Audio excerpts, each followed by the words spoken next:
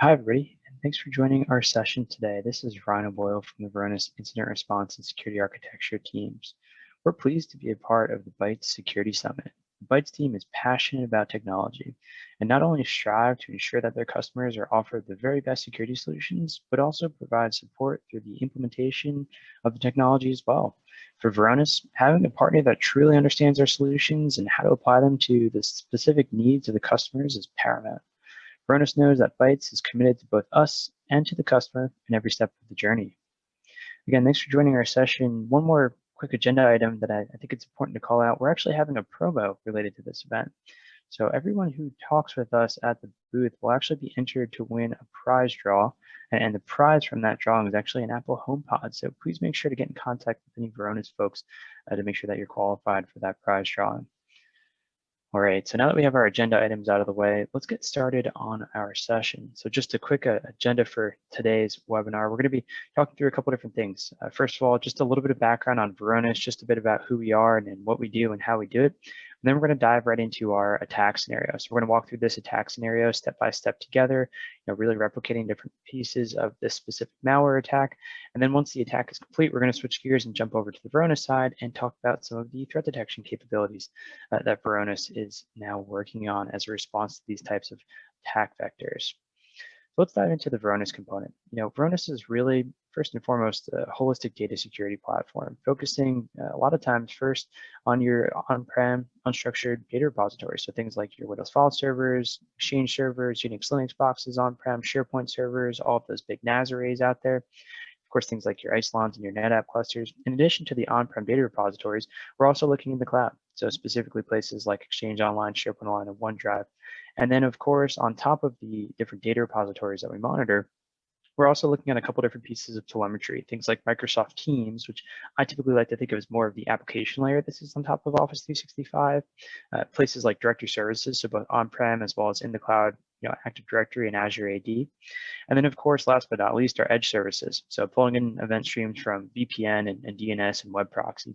And in doing so, we're really ingesting 6 unique metadata streams. So first is your user and group information. So pulling in all the different user accounts, all the different security groups from the different domains that we're monitoring, allowing us to start to understand who's a member of what. And then we combine that with things like a permissions visibility. This is where we're actually crawling the structure of all these different data stores to allow us to start to understand who actually has access to what within the organization.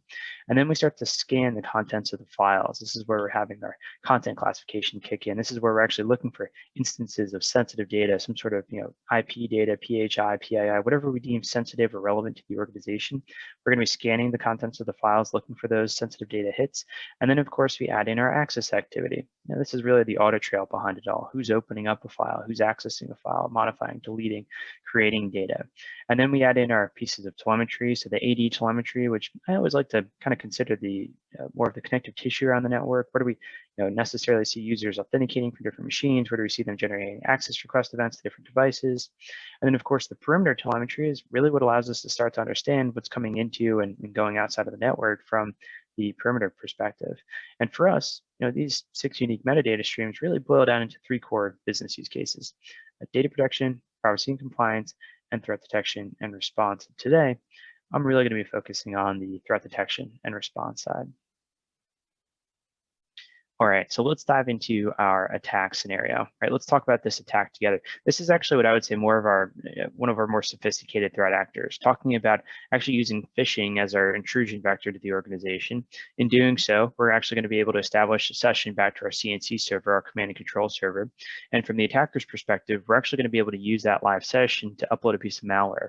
Then we're going to walk through the various aspects of that malware one by one, going through the different recon phases, the account compromise, up to the point where we can get our hands on some data. Ultimately, that's our end goal here, right? Get our hands on some data and get that outside of the network. And then as part of our exit strategy, where I like to call it sometimes even the smoke screen or the obfuscation tactic as we're leaving the environment, we're going to drop ransomware. We'll deploy ransomware as well. So we'll walk through this attack step by step together. And like a lot of our good attack scenarios, we're going to start with a pretty well-crafted phishing email.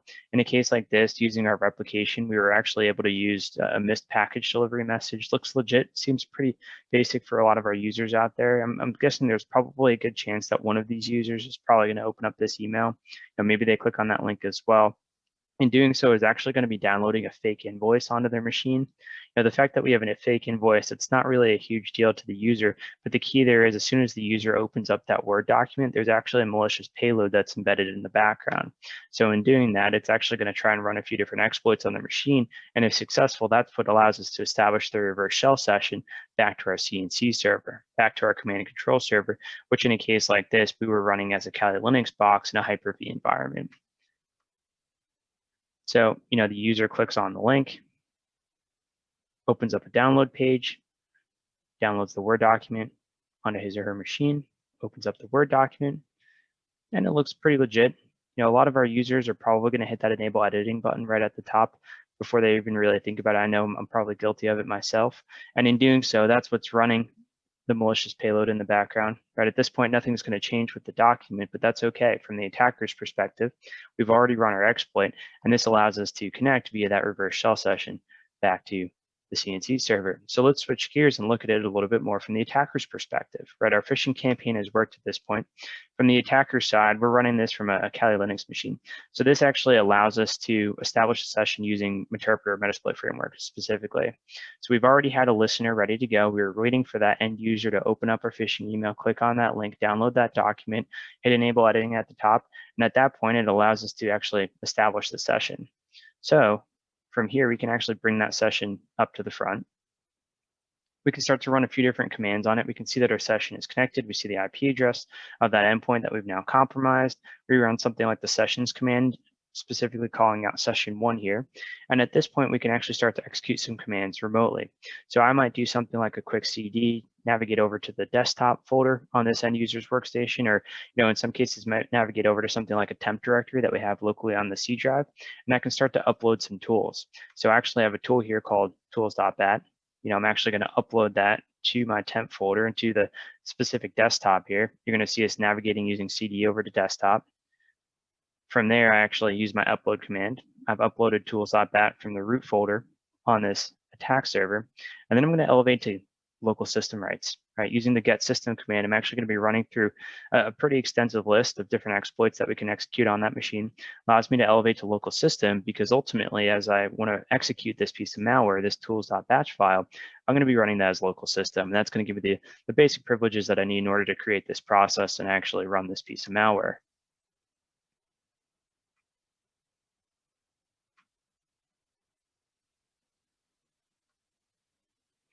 All right. Now at this point, we're ready to execute our attack tools. Again, that tools.batch file saved locally on that end user workstation. We have everything staged. We have everything ready to go. You can see that we're going to be creating a process here. And then I just hit execute, right? Execute force tools.bat. And now we're off to the races from the attacker's perspective. Now there are a couple different areas that are built into this piece of malware. We're going to be walking through this step by step together. It somewhat actually mimics the kill chain in this point, and this is actually something that we've been seeing out in the wild. No longer are we just seeing very basic pieces of malware, basic viruses that we may have seen in the past. In this case, they're much more comprehensive, much more of a malware framework that actually allows us to execute things remotely. So one of the first areas of this piece of malware is going to start with the reconnaissance phase. We want to do some basic recon within the environment to see if we can understand what other devices might be out there, what other hosts might be live. And in this particular piece of malware, we're actually going to be using DNS Reverse Lookups in order to try to identify other machines. Now, DNS Reverse Lookup, let's think about that for a second. Right, a lot of us are using DNS every single day. I know we've all probably heard the cliche, DNS is the phone book of the internet. We're typically resolving host name to IP address as we're browsing the web. In a case like this, we're going to be doing the inverse. So we're actually going to be trying to resolve IP address to host name. And using something like this piece of malware, we can actually do that at scale. So I can type in a whole list of different subnets. We're going to scan all the different IP addresses within all those different subnets, and I'm going to see if any of those hosts come back. There's probably a good chance that hundreds, if not thousands, of those IP lookups that I try to do actually fail. But if I get 1, 2, 5, 6, maybe 10 of these different devices, that's a bit of a win for me, I would say, from the attacker's perspective. So you're going to see here, we've already scripted this out as a piece of our malware. We're going to be scanning all these different subnets, all the different IPs within each subnet range. And it's just going to give me a quick look as to, are there any devices out there that actually exist and we can resolve. And the nice thing about the DNS reverse lookup technique is the fact that I get the host name. Now, oftentimes as we're in the recon stage, the host name gives us a really good idea as to what that device is actually used for. It's a very common practice. We see it in a lot of different environments. This is a great example here. I see something like hub-exchange. I'm going to go out on a limb and say that's probably an exchange server. I see hub-filer. To me, that kind of looks like a file server, a Hyper-V server, a couple different application servers, maybe a SharePoint server. But at this point, right, part of this reconnaissance is to not only identify other hosts that might be out there, but ultimately where I may want to navigate to. Keep in mind, as the attacker, I have an end goal here, right? At this point, I eventually want to see if I can get my hands on some data. And I see things like my file server and maybe my SharePoint server. I have a couple pretty good targets that come to mind here. But let's move on to the next stage of this piece of malware, this attack scenario. What we're going to do next is see if we can compromise some credentials, right? We need credentials to gain access to data. And we have a couple different techniques that we're going to talk through. One of the first things that we're going to try is actually a password spray attack. So this is going to be built right into the piece of malware on the environment. Now, a password spray, I like to think of that more as like a reverse brute force attack, right? Or traditional brute force, you might be thinking of one account trying hundreds, if not thousands of passwords against it. It's a bit noisy, it's a bit loud, tends to get picked up pretty quickly, at least we're hoping on our side.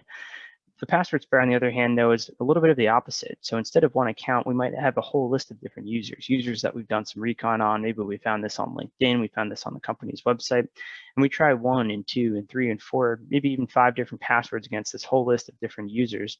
And from a mathematical perspective, statistically, you can almost get the same volume of authentication attempts, but they're almost, you might say, load balanced, so spread out across a whole series of different users. So if we're getting these bad password attempts, it's a little bit more subtle, it's a little bit harder to pick up. And if you have all these different users that even if we do start to locking out independently of each other, it's a little bit harder to find. So we've been seeing pretty good success with the password spray attacks in the past. So definitely something to be mindful of. So exactly just like we spoke about here, we have a whole list of 31 different users that are built into this different password spray. But interestingly enough, in this case, it didn't work. Right? It looks like they have a fairly robust password policy in this case. So are we out of luck? Not necessarily. Now, there's another area that we can focus on too when it comes to compromising users. And in this case, we're going to be doing a little bit of what I would call a modified version of the Kerberosing attack. Kerberosing. What are we going to do here? Well, the first thing that I'm going to do is actually query for all of my SPN valued service accounts, right? Basic service principal names. Can use something like the set SPN Windows utility to query for those accounts. And then I can request access to all those different services. And then using something like a memory scraper, I can actually dump or export those tickets out of memory. Now, the key there being each of those tickets actually contains the respective password hash of that service account. And what I've done next is just ran a quick LDAP query to figure out which of those accounts is also a member of my domain admins group. You may have seen it pretty quickly, but I had 3 accounts that came up: backup service IT admin and proxy U. And in a case like this, I can then take those password hashes for each of those accounts and load it into something like my good friend John the Ripper here, password cracking tool. Now, a password hash, right? It's a one-way mathematical algorithm. We can't technically reverse a password hash, but what we can do is compare 2 hash values together. And when we get a match, or I might call it a hash collision, that's when we know we have the clear text version of that password. And that's exactly what we've done here. So we iterated through a list of known clear text passwords using the same encryption method. In this case, we'd actually forced downgraded RC4 encryption to make our lives a little bit easier and to make our scenario a little bit more efficient. Again, very common practice on the pen testing side. We were averaging a little over 325,000 passwords per second. So we worked our way through this list pretty quickly. And then ultimately we landed upon this password here for backup service, password 1 with an @ sign. And you might be thinking to yourself, well, who would ever use that password, right? Hopefully not one that we're using today.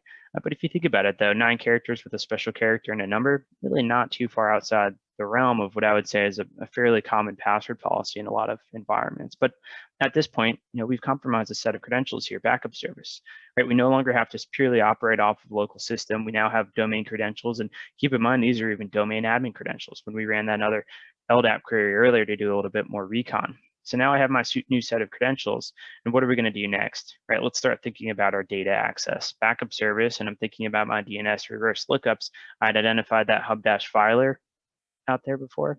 I'm thinking there's probably a pretty good chance my backup account here can get me access to hub-filer.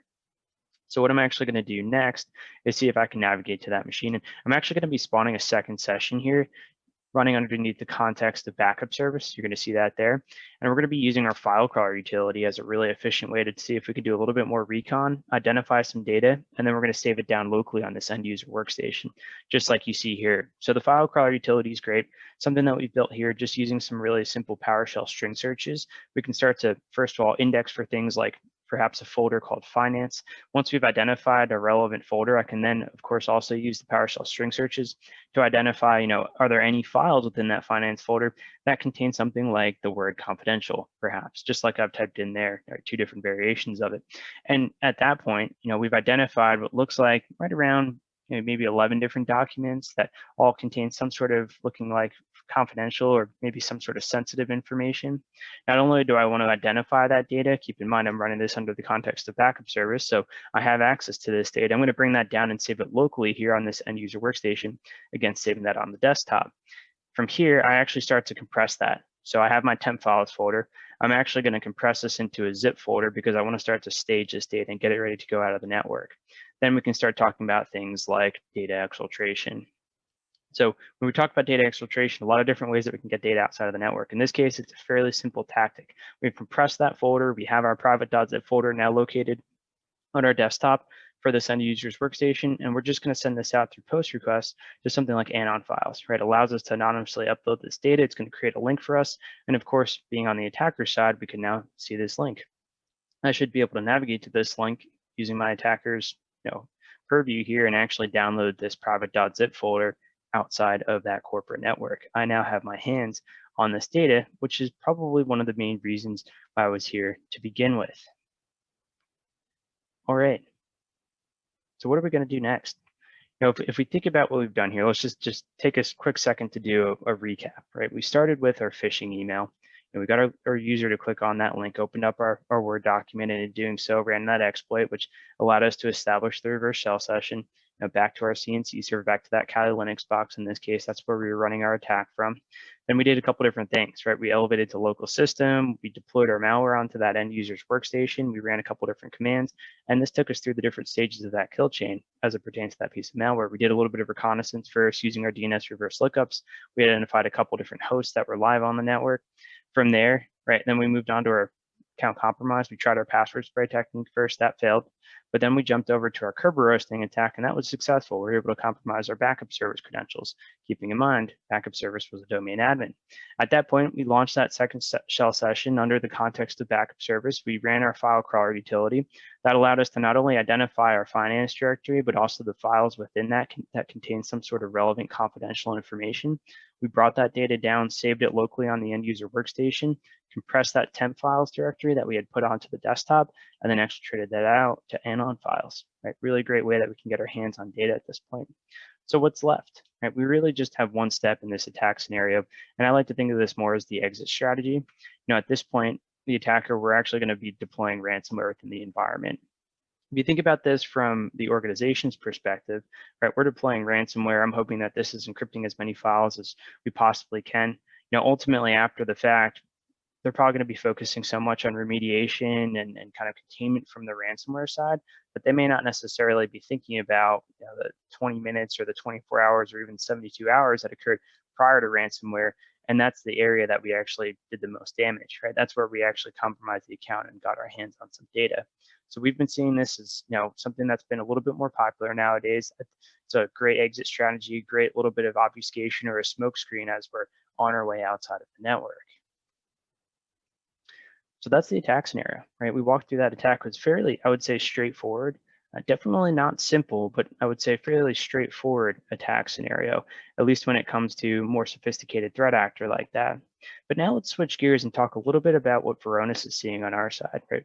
What kind of threat detection capabilities is Varonis working on, and what kind of visibility do we have? Now, I'm going to be focusing, really solely, I would say, more from the web interface at this point. For anybody who's not familiar with the web interface, we have a couple different UIs within the Varonis application. And we have the more traditional, I would say, on-prem data advantage client, where in this case, this is really built for a little bit more of an analyst view, more of a consumer of the data. So I do see in this case quite a few different threat models that have been generated as a result of this type of attack. Just a quick overview here. We have some really basic, filtering capabilities at the top. We have our timeline there at the top as well. That gives us number of alerts per day, color coded by severity. We have our top alerted devices, so where the activity is coming from, top alerted users who's generating alert activity, as well as our top alerted threat models. These are the different pieces of correlation logic. And I like to think of a threat model as the logic behind the alert. And Varonis actually in our latest release provides about 155 threat models that come out of the box. It's actually a combination of really two different types. I like to break it down into the one hand, what we have, we call them real-time alerts, RTAs, you might hear them referred to as. They're fairly simple logic, more of a conditional statement. If an event comes through that matches the criteria of that model, we'll generate that alert in near real time. I think a classic example would be something like that first alert that we see there, crypto activity detected. If we see a user who either generates a file creation event or a file rename event onto a file that matches a ransomware dictionary on the back end, we'll generate that alert in near real time. Fairly simple logic, but still highly effective. We also have threshold versions of those models. So I think something sticking with the ransomware theme, encryption of multiple files is actually a great example. In this case, we're looking for 100 file modification events in the course of 1 minute by a single user, where the end result of that file modification is a known encrypted extension. So still fairly simple logic, but highly effective, especially for something like the ransomware use case. On the other hand, we also have what we call our behavioral models, the UBA threat models. The goal of this is to try to provide indication as to where do we have some sort of deviation in behavior. So we're collecting all these events every single day. We're starting to build out unique behavioral profiles around each user, learning what they're doing day in and day out, what kind of data are they interacting with, what kind of devices are they interacting with, how much data do they touch each day, how many devices are they logging into each day, and then trying to identify, quite simply, where do we have a deviation in behavior. So that's our quick overview of the web UI. Let's start to dive into our investigation a little bit. I want to talk about the first model and thinking about the storyline here a little bit. Now, the first one that we see is potential malicious file download. And we're going to quickly navigate using that alert over to our analytics tab. So analytics, this is where we can start to run queries. So in some cases, we might be running queries on basic events.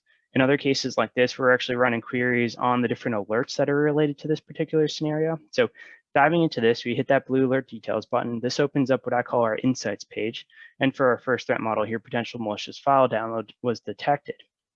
Now, I think the goal of this insight page is, really to try to provide as much high-level context and correlation and summary as possible, but kind of give it to you in plain language, right? What are the things that you need to know in order to understand the alert? And then, what else do we need to know around that? So as we take a quick look at this here, this was actually related to our phishing attempt. When that user opened up that Word document on their endpoint, it established that session back out. And in this case, we're monitoring not just the connections, but the user agent that established that connection. So we see something like anon files coming from a PowerShell user agent. That's kind of a red flag for me. As we get down below, you see a couple different areas. You have your risk assessment insights. You can see that engineer is the one that generated the alert. We can see whether or not we had any changes made on engineer's account in the past 7 days. Do we have this user on a watch list? Is it a privileged user? Any other alerts generated prior to this one? You have your device insight as well. So in this case, we can see that the alert was generated from desktop 1. And you can see a quick note down there below that it typically belongs to engineer. This is what we call device pairing. It's a really important piece of what we're doing every single day. We're building out user-device affinity relationships between users and devices so we can start to tell you, whether or not this is normal for this user to be on this device. And in a case like this, I think it is. So this is the first step of our attack scenario. The user clicked on the link, opened up that potentially malicious file with the malicious payload embedded in the backend. It's important to point out that Varonis isn't necessarily sitting on the endpoint monitoring this, but we are monitoring all the connections around the endpoints. Then we move on to our recon stage. The next alert that we see here is abnormal DNS reverse lookup requests to different IPs. This is a behavioral model. We're baselining, how many DNS reverse lookup requests come from each device every single day, and where do we see deviations in behavior. In a case like this, we had that scripted, response, that really big mass lookup across all those different subnets. We can see over 2,000 DNS reverse lookup requests to different IP addresses were originating from this one machine, desktop 1. Interestingly enough, we still know that desktop 1 typically belongs to engineer. So I have a couple correlated items at this point. I know I have 2 alerts so far from this one machine, both of them somewhat related to engineer. I'm seeing the timing of this, all of this occurring within the course of 1 minute. I'm starting to think to myself, this is probably some sort of scripted response. It's probably, not my user engineer here generating 2,000 lookups in the course of a minute, just not really even possible in real life. Then we move on to our account compromise. The first attempt was really focusing on the password spray side. This is another model that we provide out of the box. It's a behavioral model. We're trying to analyze how many failed authentication requests are we generating by each user from each device every single day. And in a case like this, we see 29 different accounts, 29 unique accounts, all failing to authenticate multiple times with invalid password attempts coming from the same machine. Desktop 1, engineer's workstation. Why are we seeing 29 different people trying to log onto our workstation? Again, fairly large red flag to me. And the fact that this occurs about a minute after those DNS reverse lookups, I'm starting to think that my timeline here might be a bit tighter as well. Then we move on to the Kerberosing phase, right? We see our potential ticket harvesting attack. In a case like this, engineer requested low encrypted access to 5 services within 1 minute. That's a pretty big red flag from that same machine, desktop 1. I think the cool thing about this threat model is, again, there's a behavioral aspect to it. We're learning what type of encryption method is used from each device by each user when it comes to Kerberos authentication every single day. And if you recall back when we had gone through that actual ticket harvesting attack or the Kerberosing attack, I had forced downgraded RC4 encryption in order to make my life a lot easier when it comes to cracking those password hashes. That's something Varonis picks up on as well. But here, now we start to see the actual account compromise, abnormal service behavior, service account logged onto a personal device for the first time. A little bit of a tongue twister of a threat model name, but I actually think a ton of context that comes out of it. Anytime that you see abnormal service behavior, that's an indication that this is actually a service account specific threat model.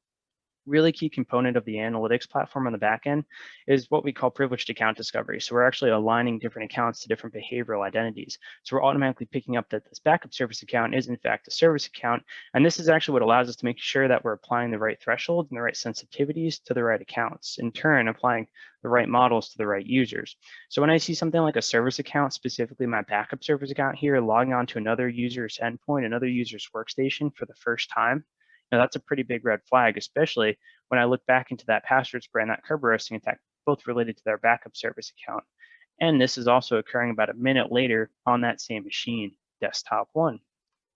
And look at this next. Now we start to see some activity generated by backup service on that same device. Abnormal service behavior, access to atypical files, backup service on desktop 1, and then we can even take that a step further. Abnormal service behavior, access to atypical folders containing GDPR data, right? So not only are we showing you that there's a service account interacting with data in an atypical fashion, folders that we haven't seen it touched in the past, based off of the results of the data classification scan, we also know that there's some sort of GDPR data involved. So I can see here backup service interacting with data within that finance directory, my finance report here. I could see 11 different objects were interacted with. 9 of those 11 objects are actually classified as sensitive. Strange enough to me that this is also my desktop 1 machine, which we know typically belongs to engineer, within the same minute as that logon event. Also interesting that this is the first time that this particular account has been on the C drive of this file server in the past 90 days, and it's working outside of its typical working hours. Right? We don't typically see backup service generating any sort of access events around this time frame, this time of day. So not only do we see atypical data access, now this backup service account still on that same machine is generating web proxy transactions. First time this service account has generated any browser traffic, any internet access. But not only is it hitting the web, we're also seeing it generate some upload events. So an unusual amount of data is being uploaded to external websites, and in this case, anonfiles.com, things aren't really lining up for me, right? Why is my backup service account on my desktop 1 machine, which I know typically belongs to engineer, uploading data right over 91 megabytes after it touched some GDPR data for the first time? I'm thinking to myself, not only do I potentially have some sort of service account compromise in my hands, I may also have some data exfiltration as well. But the powerful thing is, at least at this point, we have the audit trail behind it all, right? We can show you exactly which files were interacted with. And then this brings us to the last stage of that attack scenario, my crypto activity detected here by identifying those crypto files. I see the creation of one of these files. Again, at this point, I had switched perspectives back to my engineer account in order to deploy the ransomware, but still coming from that same machine. About 8 minutes after that other event, we're starting to see this actually happen within the environment. And the good thing was, right, we actually did have something in place here. Now, you might have missed it because it happened pretty quickly, but actually when we started to deploy that ransomware, we had an automated response set up on the Varonis side. I think this is a really, really powerful aspect of Varonis. So I like to call it our SOAR Lite capability. We give you the ability to generate automated responses as a result of any of the alerts that you see within the environment. So in a case like this, very common ransomware use case, we'll set up an automated response. And if we do see one of these alerts generated, we're actually going to be disabling that account and logging its session off that machine. Right. The ransomware started to happen, but we're going to prevent the spread from going any further. At this point, right, we're moving directly into containment mode, and we're able to make sure that the entire organization isn't brought down. Just like we can see here, as soon as this ransomware is starting to deploy, all of a sudden the session logs out. This is where the automated response kicks in. And the great thing is Varonis is here to help. Varonis is the full incident response team. We're here to help with operationalizing of Varonis from a security perspective, coming in, helping you tune and tweak and customize threat models. Really, our goal here is to make sure that you're getting high fidelity, actionable alerts, but also at a very reasonable volume. And then once we achieve that state, we want to work on things like integrations and workflows. How do we make sure that the right people are receiving the right pieces of information out of Varonis through the proper channels? And how do we start to set up things like these automated responses in the case of anything like this ever happening within our environments? We also provide incident response services. So if this ever does happen, feel free to give us a shout.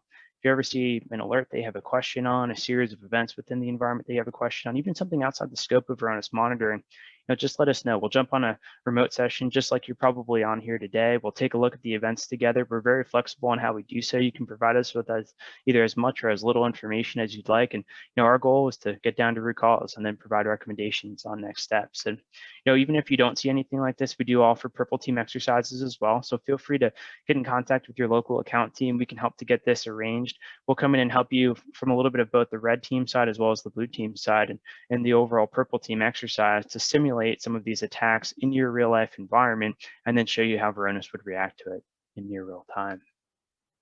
So thanks again, everybody, for joining our session today. Hopefully this was interesting and insightful. I really appreciate your time. And please, if you do have any questions as a follow-up to the Varonis side, just let us know. We'd love to jump on a session one-on-one.